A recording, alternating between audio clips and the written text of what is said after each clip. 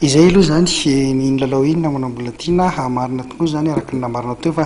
teraka resabe tsy amin'ny kianjany Mahamasina ireo mpijery baolina moa zany ny tena manao resaka anjorony maro dia maro tamin'ity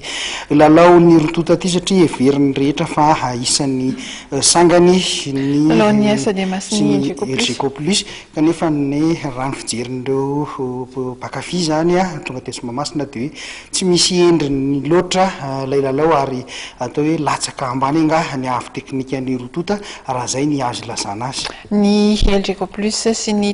SDM zay nefa izay tsy aivina nanao fa mitana larana faharoa sy fahatelo amin'ny izay fifaninanana fiadiana tompon-dakan'ny ligin'Analamanga ho an'ny taranja baolina kitra izay no iny angamba ny azo hitarafana amin'ny ankapobeny koa zany angamba hoe aiza ho aiza zany misy ny avon'ny izay baolina kitra izay raha ho an'ny eto Analamanga mbola tantarany toy iny.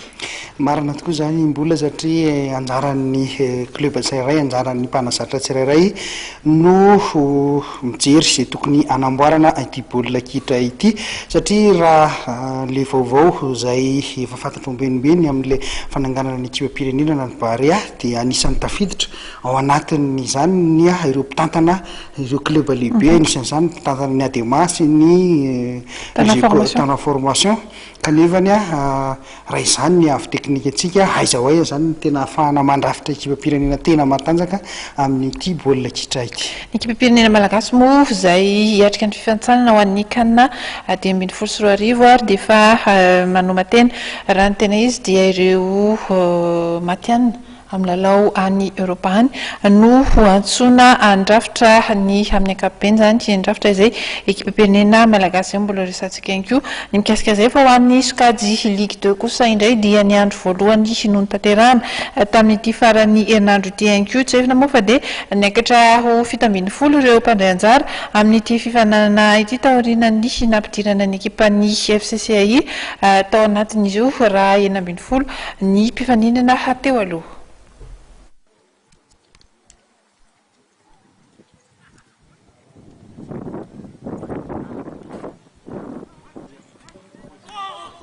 Nitoetra ny fahombiazana azo ny ekipan'ny Dragon FC taorian'ny batan'ny anaram-boninahitra nandritra ny tournoi d'Andry 3 fa tany mahajanga farany teo dia nivoaka mpandresy tamin'ny Sarenôtra indray izy nanoloana ny ekipan'ny FCCI omaly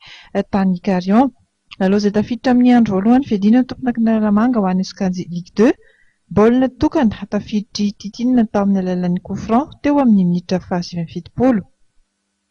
Mbola maro aza ny mbola toko tafiditry ny lohararan'ny Dragon FC tamin'ity fihaonan'ity saingy nandritika hatrany ny mpiandry zazakazony ambodiny sotry. Nanaraka izay kosa dia nomotsan'ny ekipan'ny Asut ireto miakanjo mavo ireto tamin'isa mavesatra 10